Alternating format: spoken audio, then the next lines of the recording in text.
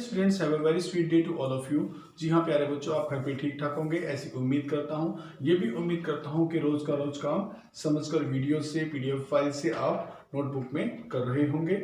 जी हाँ प्यारे बच्चों, आज हम करने वाले हैं चैप्टर नंबर 5 को। और 5th चैप्टर का जो टॉपिक है, जो नेम है चैप्टर का, वो है accounting standard and international financing reporting standard. जी हाँ, कुछ स्टैंडर्ड होते हैं। स्टैंडर्ड कुछ ऐसे नॉर्म्स हैं जिसके द्वारा हमें ये लगता है कि इस पर्टिकुलर ट्रांजेक्शन्स को, इस पर्टिकुलर कॉस्ट को, इस पर्टिकुलर एसेट को, इस पर्टिकुलर लायबिलिटी को इस तरह से जो है हमने ट्रीट करना है, अकाउंटिंग में डील करना है, इसको यहाँ प्लेस मिलना है।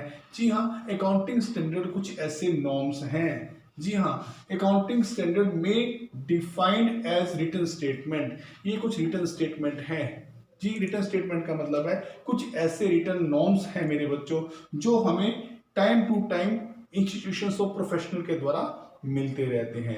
इंस्टीट्यूशन ऑफ प्रोफेशनल से मतलब है जी, जो अकाउंटिंग के अंदर बड़े बड़े इंस्टीट्यूशंस होते हैं, जिन्हें नॉर्म्स बनाने का अधिकार है, जिन्हें किसी ट्रांजेक्शन को समझ के उसके एनालिसिस करने के बाद उसके रियल ट्रीटमेंट का जो विश्लेषण करने का अधिकार है, एक्सप्रेस करने का अधिकार है, वो रिटर्न में कुछ रूल्स निकालते हैं ताकि एक यूनिफॉर्म तरीके से किसी एक चीज को ड्रॉ किया जा सके, अर्थात लिखा जा सके। एक एग्जांपल के लिए मैं समझाता हूं, हमारे बिजनेस में क्या चीज इंपॉर्टेंट है। हमारे बिजनेस में इंपॉर्टेंट है कि बिजनेस की एंड पर, जी हाँ, 31 मार्च को हम फाइनेंशियल स्टेटमेंट को बहुत बेहतर तरीके से बनाएं। जी हाँ, फाइनेंशियल स्टेटमेंट को बहुत बेहतर तरीके से ड्रॉ करें, लिखें। तो इसको बेहतर तरीके से बनाने के लिए कंपनी एक्ट 2013, जी हाँ, कंपनी एक्ट 2013 में हमें स्पेशल रूप से इन स्टेटमेंट को बनाने के लिए प्रॉफिट एंड लॉस का परफॉर्मा, उसका स्टैंडर्ड, बैलेंस शीट का परफॉर्मा या फिर उसका स्टैंडर्ड रिटर्न में दिया गया है कि हमें इसी तरह से आपको डील करना है, एक पर्टिकुलर कॉस्ट को ऐसे करना है। एक एग्जांपल के लिए मैं आपको बताता हूं, मान लो हमें इन्वेंट्री काउंट करनी है या इन्वेंट्री की वैल्यूएशन करनी है, तो उसकी कॉस्ट पे करनी है, मार्केट वैल्यू पे करनी है, विच एवर इज लेस पे करनी है। ये सब कुछ जो है कहाँ प्लेस मिलना है उसको, ये सारे स्टैंडर्ड तय करने वाला एक फाइनेंशियल इंस्टीट्यूशन होता है, एक जो प्रोफेशनल बॉडी होती है, वो टाइम के अकॉर्डिंग जो है वो प्रिस्क्राइब करते रहते हैं, रिटर्न में जारी करते रहते हैं। जी हाँ, और इसी हिसाब से जो स्टैंडर्ड बना हुआ है profit and loss company act 2013 में, जो बैलेंस शीट का परफॉर्मा बना हुआ है, जो स्टैंडर्ड बना के दिया है इस कंपनी एक्ट 2013 ने, इन्हें ये सारी कंपनियां फॉलो करती हैं। इवन वो चाहे रजिस्टर्ड 1956 में है चाहे 2013 में है, बिकॉज 1956 को ही अमेंडमेंट करके 2013 में डाला गया।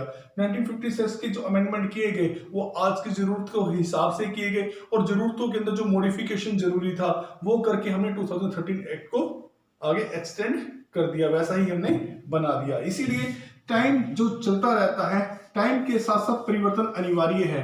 टाइम्स के साथ साथ रूल्स नॉर्म्स कुछ तो बदलते हैं, कुछ परिस्थितियां चेंज होती है, कुछ सर्कमस्टांसिस जो है वो बदलते हैं, कुछ इंसान एक्सपीरियंस से सीखता है इतने सालों के, तो वो किसी एक चीज को सही तरह से डील करने की कोशिश करता है, तो उसके लिए कुछ रिटन नॉर्म्स बनाए जाते हैं, कुछ रिटन स्टेटमेंट जारी की जाती है। किनके द्वारा की जाती है? अकाउंटिंग प्रोफेशनल के द्वारा की जाती है। तो वो जो accounting professional policy, guidelines, norms issue करता है वो अकाउंटिंग स्टैंडर्ड बन जाता है, और वो अकाउंटिंग स्टैंडर्ड सभी को यूनिफॉर्म तरीके से लागू करना होता है। अच्छा, इसको लागू करने का फायदा क्या है? इसको लागू करने का फायदा एक है कि जिस तरह आप अकाउंट के परफॉर्म में जो गिवन परफॉर्म है उसके अकॉर्डिंग अपने अकाउंट्स बनाएंगे, तो एक फर्म दूसरी फर्म से इंट्रा कंपैरिजन या इंटर कंपैरिजन कर सकती है।